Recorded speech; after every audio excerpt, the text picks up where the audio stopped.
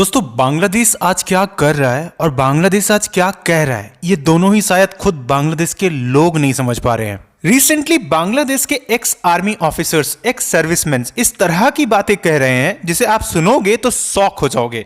उनका कहना है कि आप हमें बस 4 दिन दो, बांग्लादेश की आर्मी को 4 दिन दो, वो पूरे वेस्ट बंगाल को, आसाम को, उड़ीसा को कैप्चर कर लेंगे। राइट, देखो थोड़ी देर के लिए मुझे ऐसा लग रहा है शायद बांग्लादेशी आज के वक्त में यूटोपिया बना लिए हैं, खुद की अपनी एक दुनिया बनाकर रखे हैं इमेजिनेशन की, जहां पर वो बोल रहे हैं कि देखो इवन अमेरिका को भी हराने के लिए तैयार है, हमारे पास इतनी ताकत है कि हम अमेरिका को भी इजीली डिफीट कर सकते हैं, भारत तो दूर की बात है।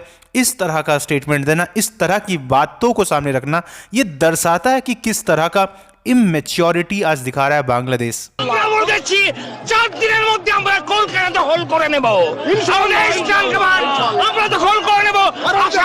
সামরিক বাহিনী, ছাত্র জনতা আমরা একত্রে আছি। আমরা রাওয়ার 5000 সদস্য, এই 5000 সদস্যের মধ্যে অর্ধেকই নবীন, 2500 আমরা যুদ্ধের মাঝে যেতে পারি। আর এর সাথে যদি 30 লাখ ছাত্র জনতা যোগ হয় তাহলে ভারত তো দূরের কথা, আমেরিকা আমাদের সাথে টিকবে না ইনশাআল্লাহ। আমি মেজর শরীফ, আমি বলে দিচ্ছি ভারতকে যে ট্রেনিং আমরা নিয়েছি, যে যুদ্ধ আমরা করেছি, আমরা শুধু 2 লক্ষ সৈনিক না, আমাদের সাথে 18 কোটি জনগণ আছে। আমাদের ট্রেনিং, আমাদের দক্ষতা ভারতের চেয়ে অনেক বেশি। আমরা যদি একবার সাহস করে আমার দেশকে যুদ্ধ করবে, আমরা বলে দিচ্ছি 4 দিনের মধ্যে আমরা কলকাতা দখল করে নেব। आई मीन काफ़ी इंटरेस्टिंग और हंसी आती है ये चीज़ देखकर। इनका कहना है कि ये 4 दिन के अंदर में कंट्रोल कर लेंगे पूरे कोलकाता को, और इसके साथ में ये काफ़ी ज़्यादा ट्रेंड हैं, इनके सोल्जर्स बहुत ज़्यादा ट्रेंड है। राइट, और देखो मोहम्मद यूनुस के नेतृत्व में बांग्लादेश आज इस तरह का हाल में पहुंच चुका है कि वो कुछ भी स्टेटमेंट्स दे रहे हैं, कुछ भी उटपटांग बातें कर रहे हैं, एंड इवन वो 2 मिनट के लिए ये भी नहीं सोच रहे हैं कि इसका इम्प्लीकेशन क्या हो सकता है, इसके इफेक्ट्स क्या हो सकते हैं, किस हद तक बांग्लादेश प्रॉब्लम में गिर सकता है खुद। और देखो ये जो बिगड़ता हुआ रिलेशन है इंडिया बांग्लादेश का, इसका इम्पैक्ट एक्चुअली इस पूरे रीजन में हमें देखने को मिलेगा, जिसे हम इस लेक्चर में समझने की कोशिश करेंगे। बट इसके साथ अब जरा समझो जिस इमेच्योरिटी से आज बांग्लादेश डील कर रहा है इन सारी चीज़ों को, एंड यहाँ पर कहना पड़ेगा कि इन सारे हालातों की वजह से आज बांग्लादेश पाकिस्तान से भी 4 कदम आगे बढ़ने की राह पर दिख रहा है। एंड स्पेसिफिकली अभी देखो इसका रिस्पांस इंडियन गवर्नमेंट की तरफ से तो नहीं आया, लेकिन हाँ वेस्ट बंगाल की चीफ मिनिस्टर श्रीमती ममता बनर्जी जी ने कुछ बातें रखी हैं, कुछ यहाँ पर कहा है, रिप्लाई दिया है। हम इन सारी चीज़ों को डिस्कस करेंगे इस लेक्चर में, but before starting this I welcome you to Shriram's IAS, serving the nation since 1985। अब ऑफलाइन हो या online, we are the lifeline.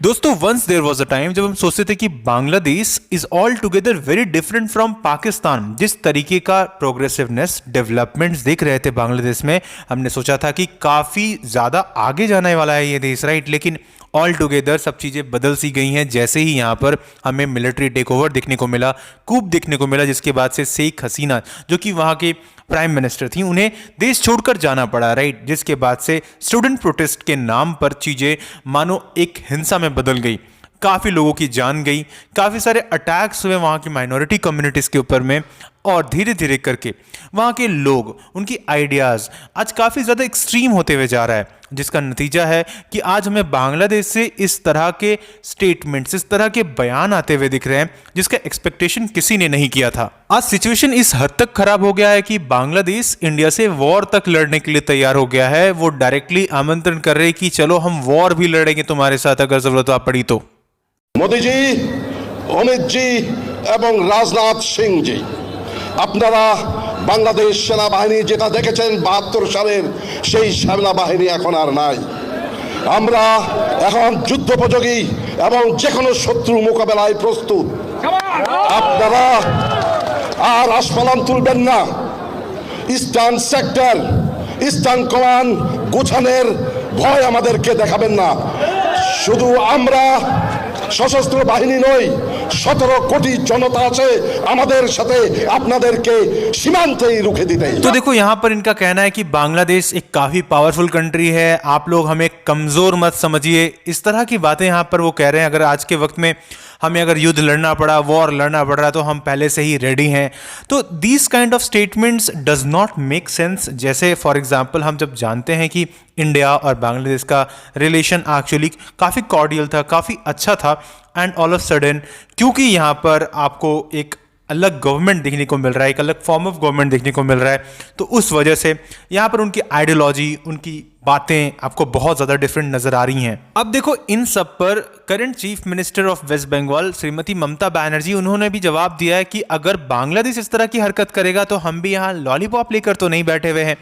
अब देखो, आप समझ सकते हो कि किस तरह के यहाँ पर वार्तालाप हो रहे हैं। और इसके साथ इवन आज के वक्त में जो बांग्लादेश की इंटेलेक्चुअल क्लास है, अगर हम एग्जाम्पल है तस्लीमा नसरीन जो कि एक फेमस ऑथर हैं, उन्होंने यहाँ पर कहा है, इवन क्रिटिसाइज किया है मोहम्मद यूनुस को कि आज इंडिया कैसे एनिमी हो सकता है। ये वही इंडिया है 1971 में जब पाकिस्तान अत्याचार कर रहा था बांग्लादेश में स्पेसिफिकली, तो यही इंडिया ने बचाया था।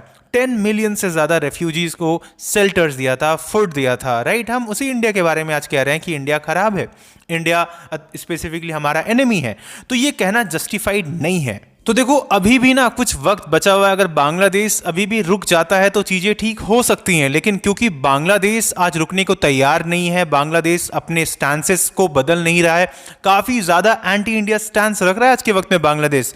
तो देखो, अगर ऐसा ही हालात रहा तो नो डाउट जो रिलेशन है वो बहुत ज़्यादा खराब हो जाएगा। और इस हाल में हम कंप्लीटली इवन ब्लॉकेट भी कर सकते हैं बांग्लादेश को। मतलब अगर ज़रूरत पड़ा तो उस केस में हम बांग्लादेश के साथ में लगभग जितना भी रिलेशन है हम उसे क्लोज कर सकते हैं, राइट। तो ये देखो, अभी इंडिया ने एक्चुअली डायरेक्ट यहाँ पर एक्शन नहीं लिया है, लेकिन अगर बांग्लादेश नहीं रुका तो डेफिनेटली हम देखेंगे इस तरह के एक्शंस लेते हुए। हमारी स्पेसिफिकली जो एक्सटर्नल अफेयर है वो बहुत जल्दी इसके ऊपर में कहीं ना कहीं स्टेटमेंट्स जरूर जारी करेंगी।